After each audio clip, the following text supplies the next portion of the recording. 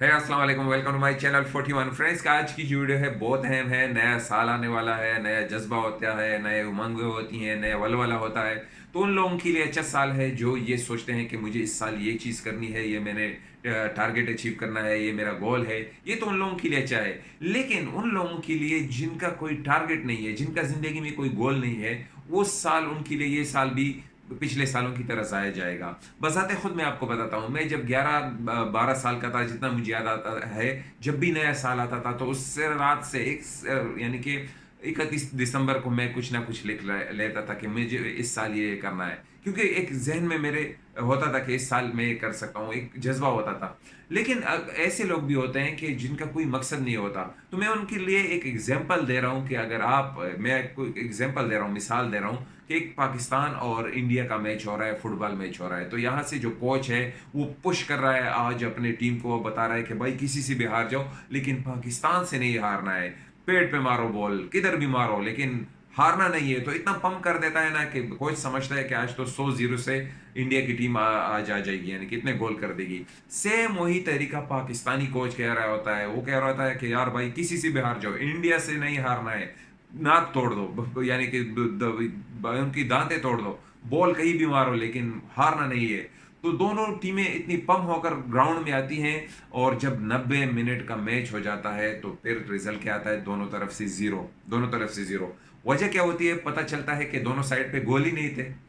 यही मिसाल उन लोगों की है। फॉर मैं एग्जांपल दे रहा हूँ, ये मिसाल उन लोगों के लिए है जिनका जिंदगी में कोई टारगेट नहीं होता, वो अपनी लाइफ बगैर मकसद के गुजारते हैं। तो जो लोगों की टारगेट होता है, जो लोग टू डू लिस्ट करते हैं, उनके लिए भी मैं अपने 7 स्टेप बताऊंगा कि आप अपनी जिंदगी में गोल सेट करें और किस तरह करने हैं, उनके बारे में आइए बात करते हैं। Number 1, be specific for your goals. इसका मतलब यह है कि आपको अगर कोई भी चीज़ लेनी है, उसके लिए स्पेसिफिक रहना पड़ेगा। मैं आपको एक सिंपल सी मिसाल दे रहा हूँ कि अगर आपको एक बाइक लेनी है इस साल, तो सिर्फ बाइक लेना इसके लिए काफ़ी नहीं होगा।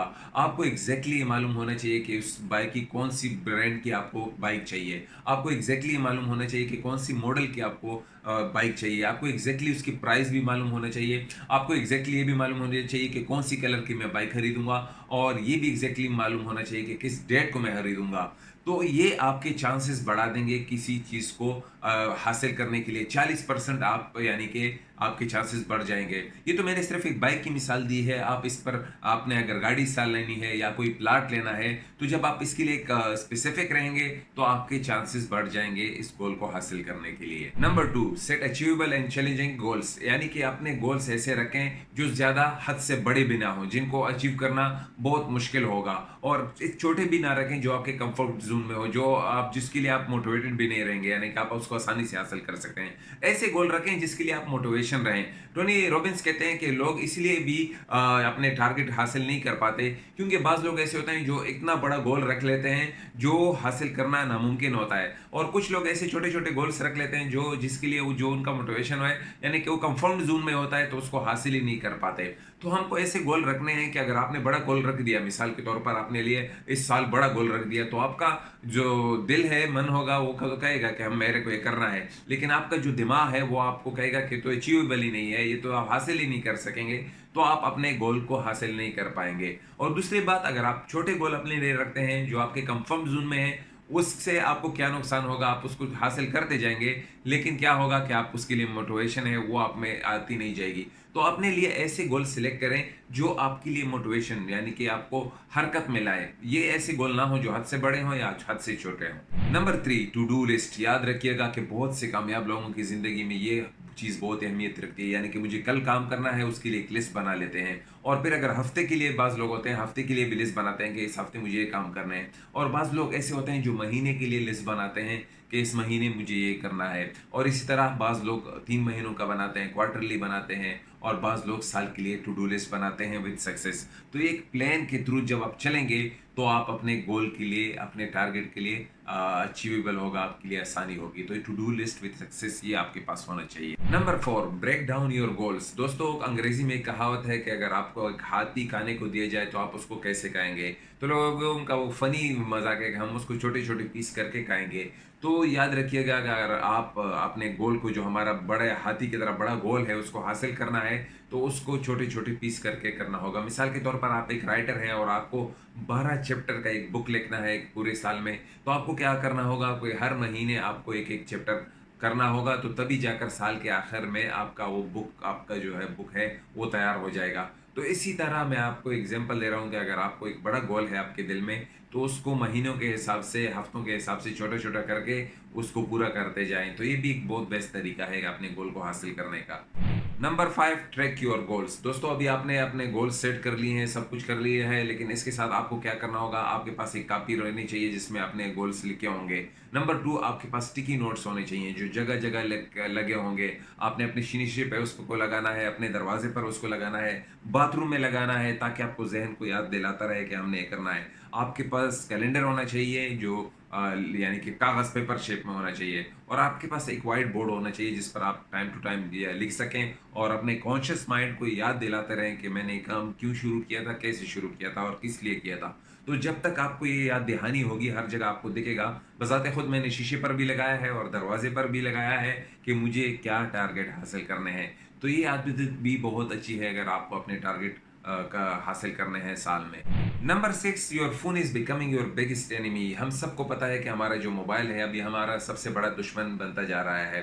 ये घंटों-घंटों सोशल मीडिया का यूज़ करना, घंटों-घंटों उस पर गेम्स खेलना और इसके अलावा क्या कुछ हम फ़िज़ूल नहीं करते इस मोबाइल पर। जो चीज़ स्मार्ट इंसान वो होता है ना जो इस टूल को, मोबाइल को एक रिसर्च के तौर पर इस्तेमाल करे, एजुकेशन के लिए इस्तेमाल करे या इससे कुछ स्किल सीखने की कोशिश करे, तो ये अच्छा आदमी है, समझदार इंसान है। अब बजाय ये कि मोबाइल को हम कंट्रोल करते हैं, मोबाइल हमको कंट्रोल कर रहा है और यही चीज़ आपको अपने गोल अचीव करने से रोक रही है। तो अगर आपको स्मार्ट और समझदार इंसान बनना है और अपना गोल हासिल करना है, तो इसको कंट्रोल करना पड़ेगा, ना कि ये आपको कंट्रोल करे। तो मोबाइल से जान छुड़ाने के लिए अगर आपको तरीका नहीं आता, तो मैंने एक इस पर ख़ुसूसी वीडियो बनाई है, मोबाइल का नशा से कैसे जान छुड़ाई जाए। उसका लिंक मैं डिस्क्रिप्शन में दे दूँगा, वो भी आप देख लीजिएगा अगर आपको इससे जान छुड़ानी है और अपना गोल हासिल करना है तो।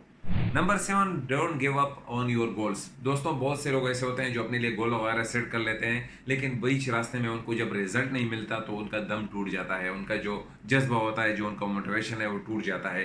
तो दोस्तों, आपका गोल जितना बड़ा होगा ना, याद रखिएगा उसको हासिल करने में भी टाइम बहुत ज़्यादा लगेगा। बहुत से लोगों को जब उनका टारगेट नहीं मिलता तो फिर वो शॉर्टकट देखना शुरू हो जाते हैं कि यार ये तो नहीं हो सकता, नहीं कर सकते।